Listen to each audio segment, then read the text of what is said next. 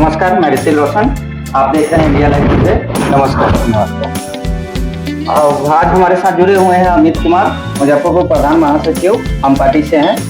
इनके बारे में बहुत जगह युवा लोगों से सुना है इस बार की कांटी से अमित कुमार को आना चाहिए। चलिए हम अमित जी से ही पूछते हैं। और इस बार माहौल बहुत अच्छा बना हुआ है कि दावेदारी है इनके युवा और जो मेन प्रकोष्ठ के जो भी नेतागण हैं सभी लोगों का दावेदारी है हम पार्टी से कि इस बार युवा आना चाहिए और अमित कुमार आने चाहिए। चलिए हम अमित कुमार से जानते हैं कि इनके बारे में इनकी क्या राय है जनता के लिए।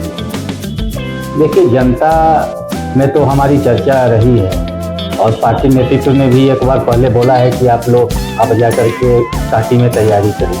और कांटी में हमने बहुत लोगों को जोड़ा है। कांटी में हमारे पार्टी के संगठन भी बहुत अच्छी है। कांटी विधानसभा हमारे जो समीकरण है उस समीकरण में पूरी तरह से सेट करता है।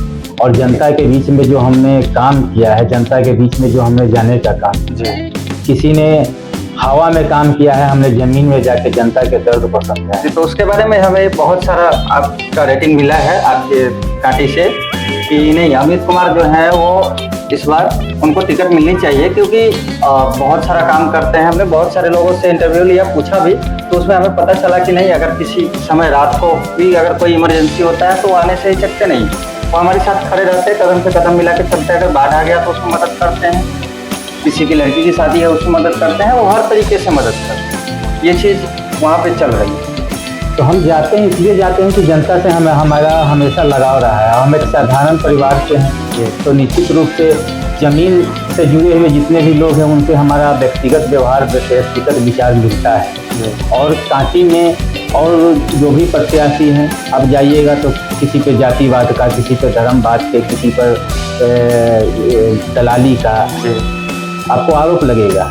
लेकिन कांटी में एकमात्र मैं हूँ जो कोई व्यक्ति नहीं कर सकता है कि मैं किसी के पास पैसा का बात किया हूँ, किसी का दलाली किया हूँ, किसी जात के धर्म के बारे में कुछ बोला हूँ। क्योंकि हमारे साथ जो लोग जुड़े हुए हैं, युवा हैं, दलित वर्ग के हैं, शोषित वर्ग के हैं, वंचित वर्ग के हैं, जिस MY समीकरण की बात राष्ट्रीय जनता दल के लोग करते हैं, आप पता कर लीजिए जा सकते हैं कि अगर हमको टिकट मिलता है कांटी से तो MY समीकरण तोड़ करके यादव समाज और मुस्लिम समाज जमकर मुझे वोट करेगी और भारी बहुमत में मैं कांटी विधानसभा से जीतने का काम करूंगा। लेकिन पार्टी नेतृत्व बात कर रही है और तय पार्टी नेतृत्व करना है, NDA गठबंधन को करना है। अगर NDA गठबंधन हम पे विश्वास करती है, आशा करती है, तो कांटी विधानसभा का अगला विधायक बन करके और जो मुख्यमंत्री जी नीतीश कुमार हैं उनके सपनों को साकार करूंगा। अपने राष्ट्रीय अध्यक्ष संतोष कुमार सुमन के विचारों को आगे करूंगा। अपने संरक्षण महोदय जीतन राम मांझी के साथ ये संकल्पों को आगे करके NDA की सरकार बिहार में और मजबूती से बनाने का काम करूंगा। तो कांटी के जितने भी जनता है कांटी प्रखंड के सभी लोगों के लिए बहुत अच्छा मैसेज है आपके द्वारा। और अमित जी, कांटी के जनता को आप क्या संदेश देना चाहते हैं? कांटी के जनता को हम बोलना चाहेंगे, अपने दिल से बोलना चाहेंगे कि बहुत दिनों से बहुत लोग लगा हुआ है, बहुत लोग आए, बहुत लोग गए। हम एक साधारण परिवार के लोग हैं, आपके घर के लोग हैं। आप 12 बजे रात में भी अगर हमसे अगर कुछ अपेक्षा रखेंगे, मेरा जितना औकात होगा हम उतना मदद करेंगे। आप बैठ करके, रोड पर बैठ करके आपके साथ काम करेंगे। अगर आप हमको समय देते हैं, आप हम पर विश्वास करते हैं, तो कांटी में बहुत सारी समस्याएं अभी भी है। अभी भी कांटी में तो जो अभी भी थर्मल पावर में जो वादा किया है, उस वादों में अभी भी कुछ कमियां हैं। NTPC कांटी में हम 2 तरीका का काम करना चाह रहे हैं। एक तो NTPC कांटी में जो भी ठेकेदार हो, जो भी लेबर हो, जो आउटसोर्सिंग में वहाँ काम कर रहा है वो हमारे बिहार के हो, और जो लेबर और जो अधिकारी जो हैं उसमें वो हमारे कांटी विधानसभा क्षेत्र के लोग हों।